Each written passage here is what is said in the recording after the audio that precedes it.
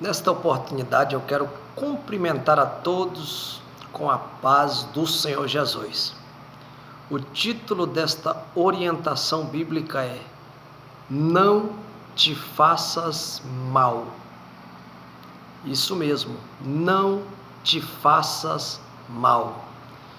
Existem hoje, neste exato momento, muitas pessoas fazendo mal a si próprias, se mutilando, se maltratando, se autodestruindo, prejudicando a si mesmo.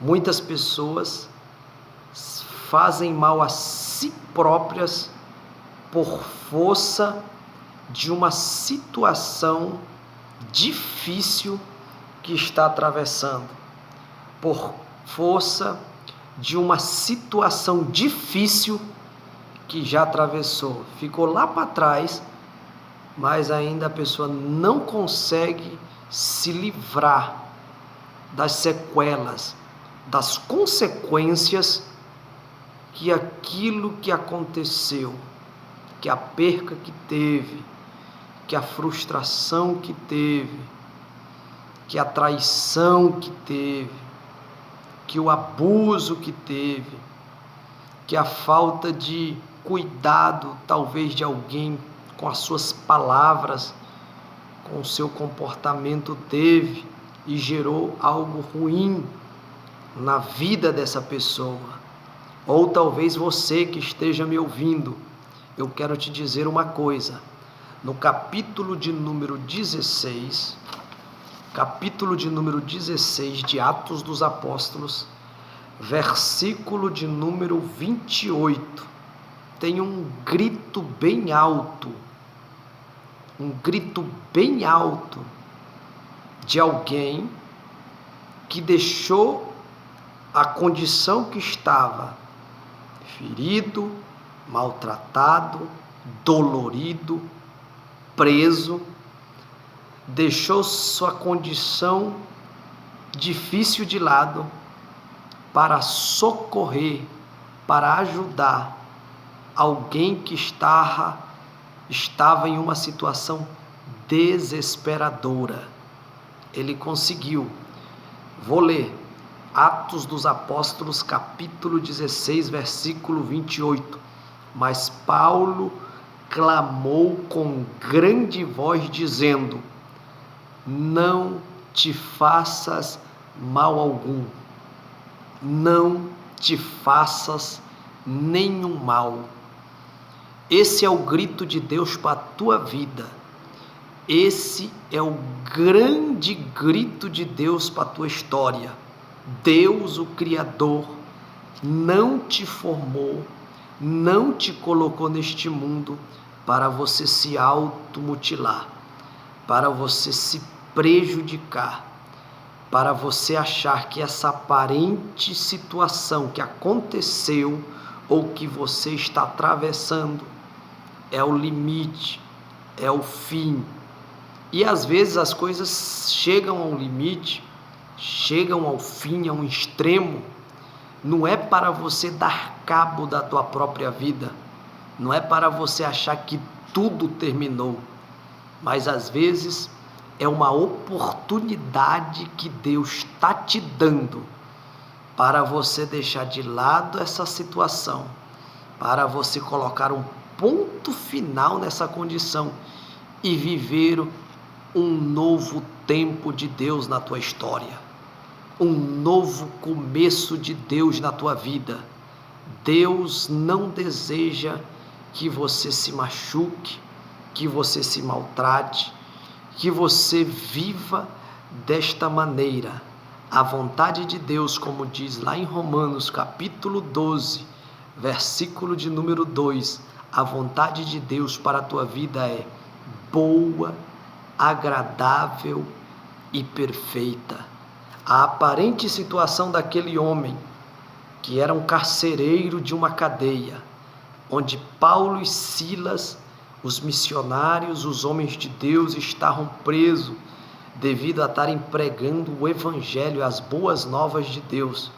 Mas aprove a Deus que eles fossem presos, e naquela noite, em vez de eles estarem reclamando da vida, por volta da meia-noite, eles estavam orando e entoando hinos a Deus. Diz a Bíblia Sagrada que de uma maneira extraordinária veio um terremoto, e junto com esse terremoto moveu o alicerce daquela prisão, daquela cadeia.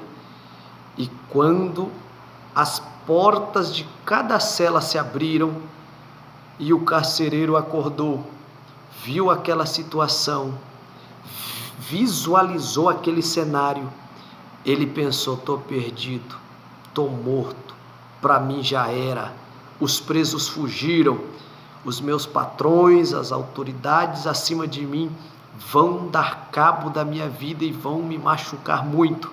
Então, antes de eu sofrer mais, antes de eu ter um sofrimento extremo, eu vou acabar com isso, eu vou me matar, eu vou tirar a espada e vou tirar a minha própria vida.